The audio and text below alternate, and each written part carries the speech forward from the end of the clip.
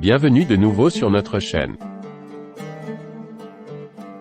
Aujourd'hui, nous allons parler de la façon de se préparer pour la célébration de l'Aïd al-Adha au Maroc.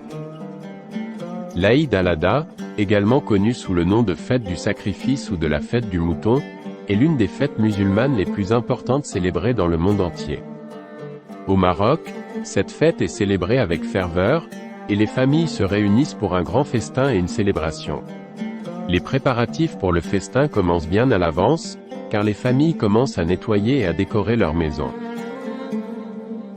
L'un des aspects les plus importants de la célébration est le sacrifice d'un animal, généralement un mouton ou une chèvre. Cela est généralement effectué par le chef de famille ou le membre masculin le plus âgé de la famille.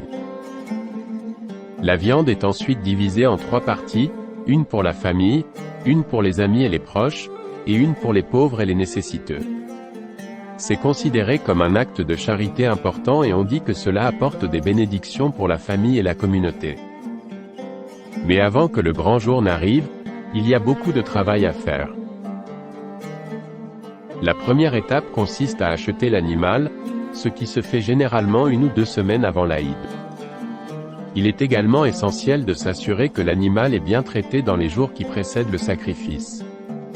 Cela signifie fournir de l'eau propre, un abri et une alimentation adéquate. L'un des plats traditionnels est boulfaf. Pour préparer boulfaf, retirez la membrane qui recouvre le foie. Faites griller le foie des deux. Un autre plat populaire est le mrouzdia, un tagine d'agneau au raisin sec et ras el hanout. Les familles préparent également des friandises sucrées comme le selou, un dessert parfumé aux amandes, aux graines de sésame et au miel.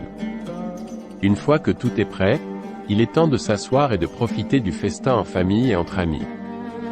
C'est un moment de rire, de bonheur et de convivialité, où tout le monde partage la générosité du sacrifice. Il naît souvent par des visites de famille et d'amis, où des cadeaux comme des bonbons et du thé sont offerts.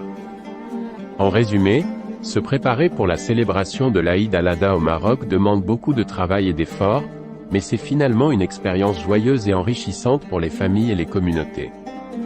Merci d'avoir vu cette vidéo et à la prochaine.